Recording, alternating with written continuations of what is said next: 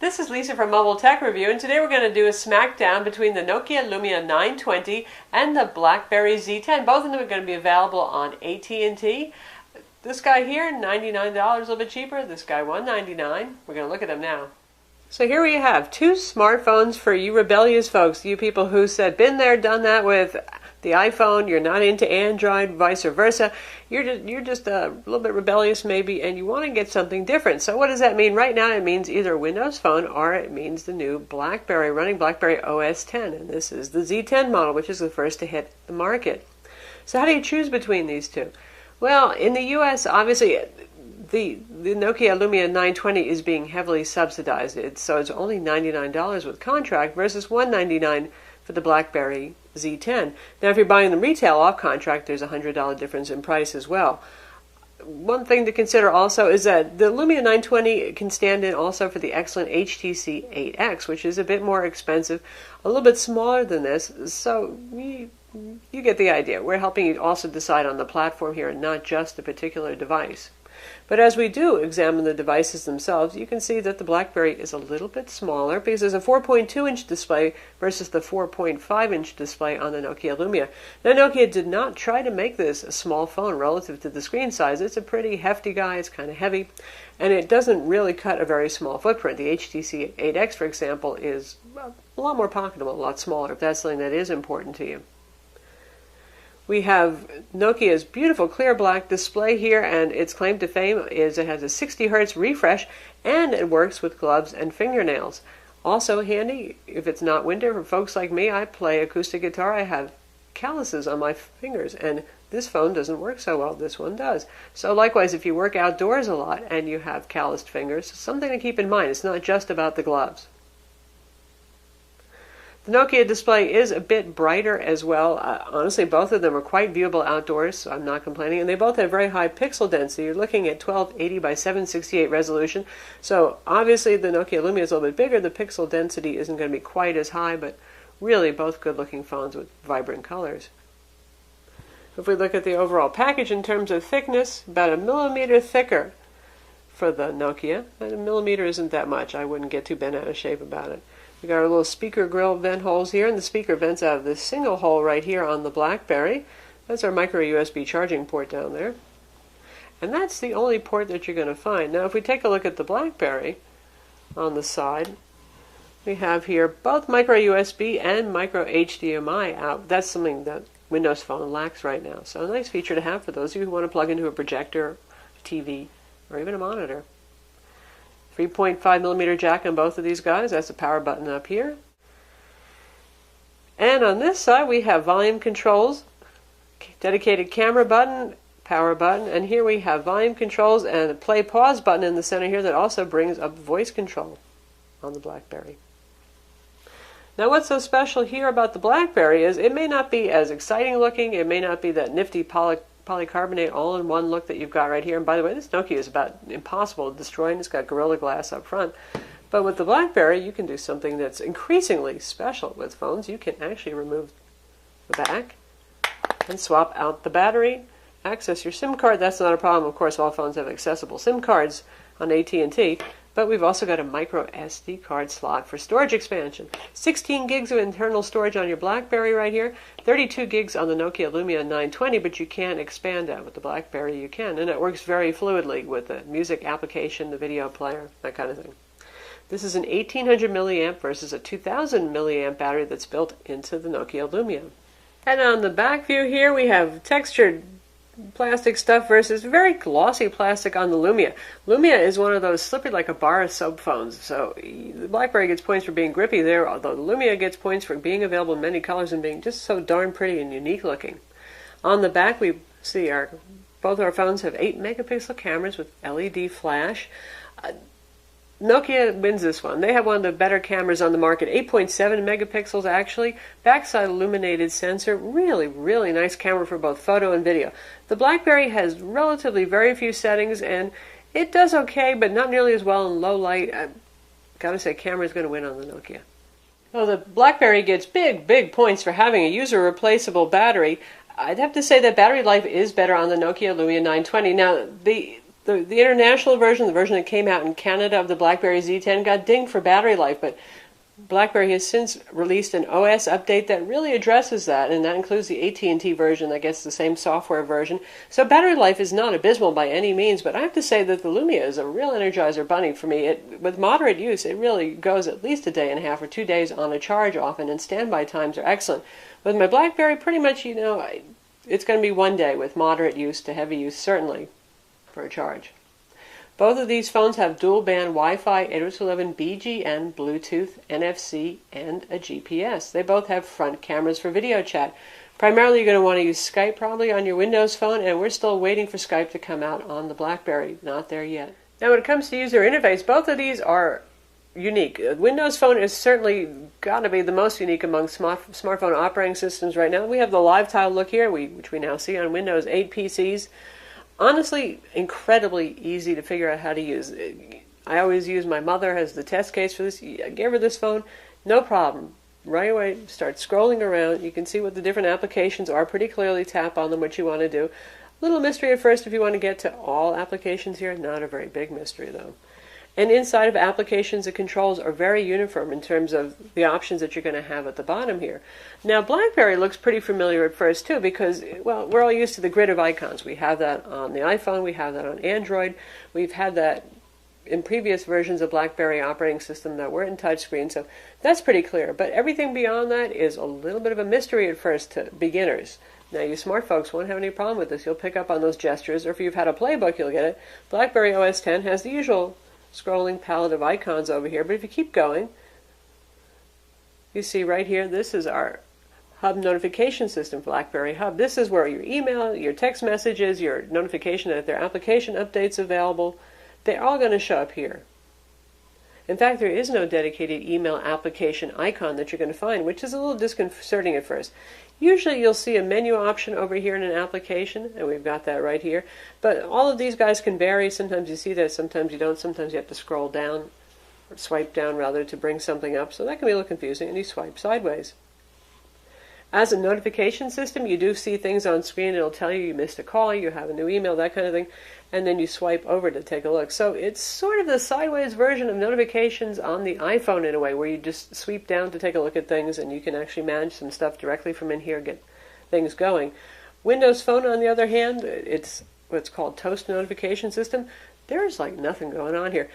Microsoft originally envisioned all of these live tiles would keep you updated on what's going on. For example, if you have new mail, you'll see a counter there telling you. If you miss a call, you'll see missed call, voicemail, that kind of thing. Briefly, you'll see on screen a notification when something happens, and then it's gone.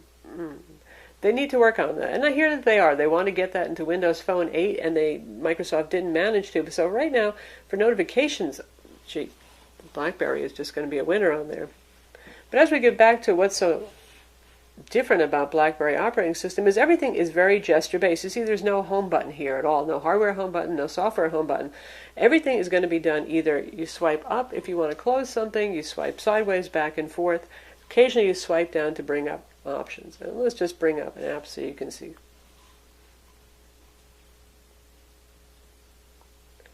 Now you can see right there I do have a little tap so I can get to more settings right there.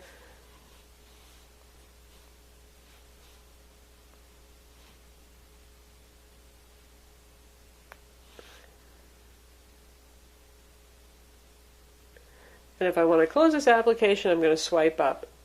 I can swipe down to see, in this case, just the title of the page. Tap there to get our menu items. No home button, so when you're done, just remember to swipe up. And here's our version of multitasking, these little cards that stay on screen. Now, some of them are live and will update. Some of them do get suspended for memory management purposes. So, clearly a different way of handling things. Multitasking on Windows Phone is handled a little bit differently. Press and hold the back button to see all apps that are running, and you can scroll between them to get to everything. No cards, no swipes, no nothing like that.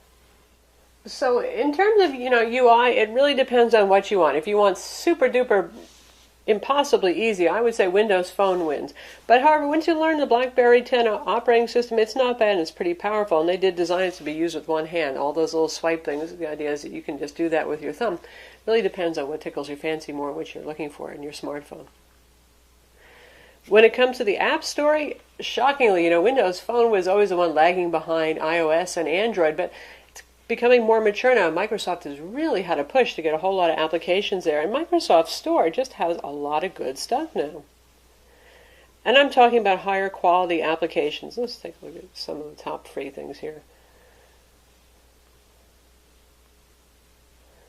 We've obviously got SkyDrive, we've got MS Office built in here. Of course, that's the mobile version. It's not going to do everything that your computer does.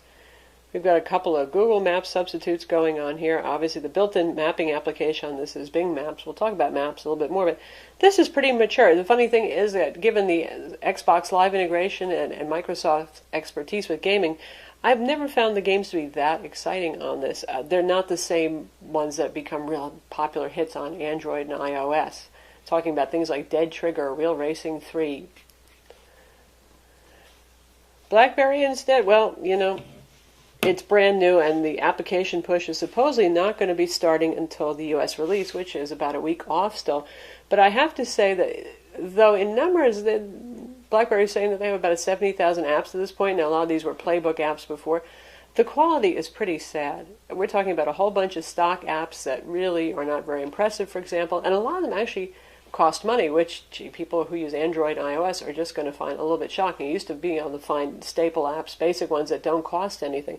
May have to do with the lack of a good ad subsidy inside of applications where the developer can make some money that way. But in terms of top-tier applications, you won't find Netflix here. You're not going to find Instagram. A lot of the popular apps aren't here yet. Will they show up? I don't know.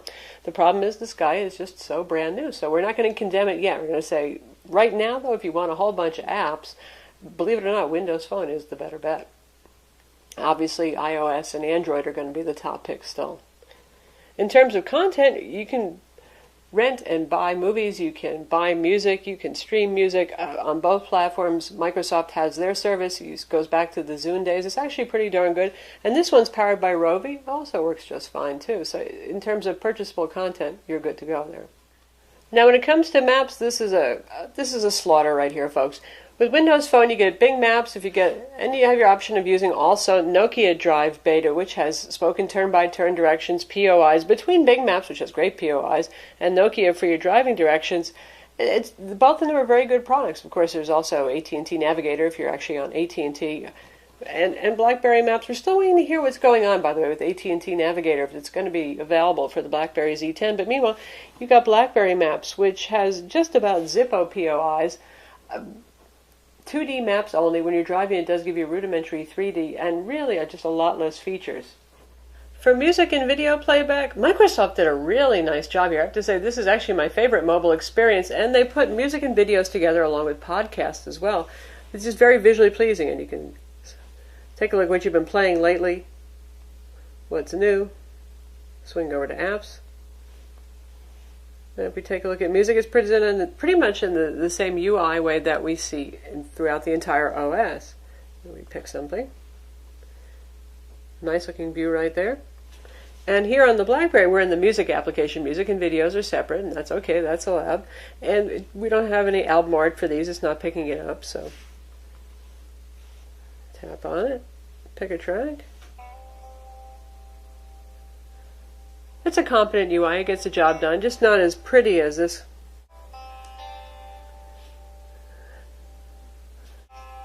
First, our BlackBerry. It's a nice clean sound from the BlackBerry.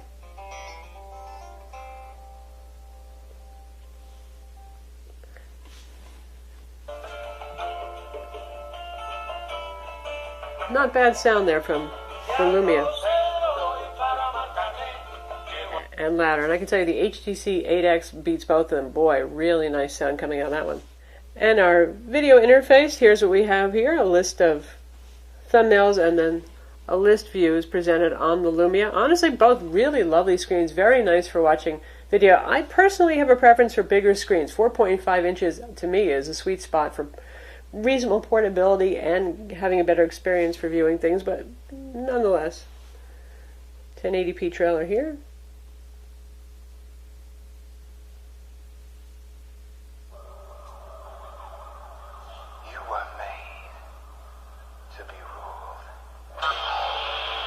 Looks great. Sounds great.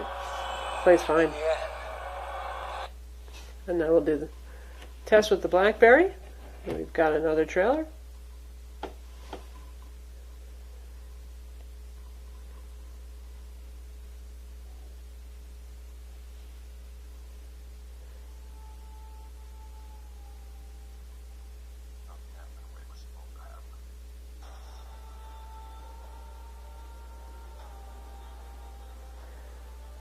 Not quite as eye-popping a screen in terms of how luminescent it is and the colors popping, but still really a very lovely display. Won't complain. And for our dialers, large on-screen, both basically studies in hues of black and gray and white going on here, equally easy to use. Have access to your contacts, your call history, your dial pad right here. And with the Windows Phone, you back out of the dialer if you want to get to your call history and to your contacts, but access to the same thing. In terms of voice quality, these are both excellent phones. Really nice, clear audio, good volume on it, a little bit louder for the Lumia on the volume, but honestly, both of them very, very nice incoming, outgoing call quality. And also in terms of reception, AT&T's LTE network, very strong reception. Definitely a tie there. Both good phones. In terms of LTE speeds, experientially, they're both very fast. Web pages download quickly, applications download quickly. Really, there's no good speed test yet on the BlackBerry, so we can't give you a good cross-platform comparison yet for data speeds. But I can tell you it feels fast, it is fast. No complaints with data speeds. For the web browsing experience, you're looking at modern web browsers on both sides, HTML5 support, pinch zooming, fast scrolling. Personally, I would pick the slightly larger phone myself because it's easier to read the fonts, but hey, that's also a matter of how big a phone that you want to carry around. Big plus for the BlackBerry, it supports Adobe Flash Player. Just about disappeared from other mobile smartphone operating systems. You can still get it on the BlackBerry, so that's a big plus for those of you who are really addicted to certain shows that are only available as Adobe Flash format. Also nice is there's a reader function. You know, iOS also has it on the iPhone. Takes web pages, say you're reading an article and there's a whole lot of banner ads flashing on there, or other extraneous stuff, you really don't want to see that, there's a reader setting on there, so you can pretty much just streamline and read just the text, something that the Windows Phone web browser, IE10 mobile, lacks.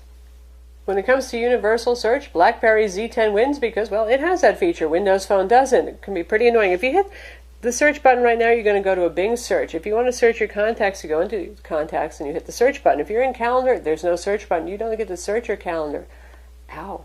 Though we've given the BlackBerry a little bit of a hard time in terms of application selection from their stores, I just want to say that they start you out with some good stuff right here. You get Docs to Go, that's for your MS Office. You can view, create, and edit Word and Excel files, and you can edit and view PowerPoint files. And we have really good social network integration here. We have Facebook, we have LinkedIn, we have Twitter, and we also have both Dropbox and Box for your cloud storage. And the integration with Dropbox is really very good with the operating system, and there's Evernote integration as well with the Remember app. Like that a lot. With Windows Phone, you get the basics. You get your calendar, your contacts, your PIM stuff, of course, as I said, MS Office mobile on here. Still, there's no Dropbox client, and a little bit surprising. There are some third-party ones that get the job done, but not with that level of integration you're going to get with an official client. And on Windows Phone, we finally have a genuine Twitter client, and we have the Facebook application that's provided by Microsoft. What Microsoft does, though, is they integrate that into your People Hub pretty well themselves. So that's why I think Twitter and Facebook were not running to actually jump out with clients when Windows Phone 8 first shipped, and they do a pretty good job. Not as powerful as a full-feature client in all ways, but still, it gets the job done for most of us, and it is a handy place to have everything integrated. And again, you see some of that same integration on Windows 8 PCs. With Windows Phone, you actually do get discrete email application versus being tied to the BlackBerry hub like we have here. Everything runs through there for email. Here we have a separate icon set up for each of our email accounts. The little default one's always going to be the Hotmail or Windows Live account, and you can set up your Gmail just as you can on the BlackBerry and so on. With Gmail right now, Windows Phone still gets Exchange Active Sync for instant push notifications. They cut a little deal with Google. Google wanted to cut everybody off on February 1st of this year, but they get to go until the summer before they have to transition over on Windows Phone 8. With the BlackBerry, you're going to be using IMAP, Idle, CalDave, and CardDave to get all your Google stuff on board. So that's our Smackdown comparison between the Nokia Lumia 920 and the BlackBerry Z10. Be available any day now on AT&T. And for two, relatively speaking, upstart smartphone operating systems, they're actually both very evolved. I would say BlackBerry did a great job of getting a very complete product out, but, well, the app ecosystem is obviously going to be more robust for the Windows Phone. I'm Lisa from Mobile Tech Review. Be sure to watch our video review of each of these products and read our full written reviews. And while you're at it, subscribe to our YouTube channel.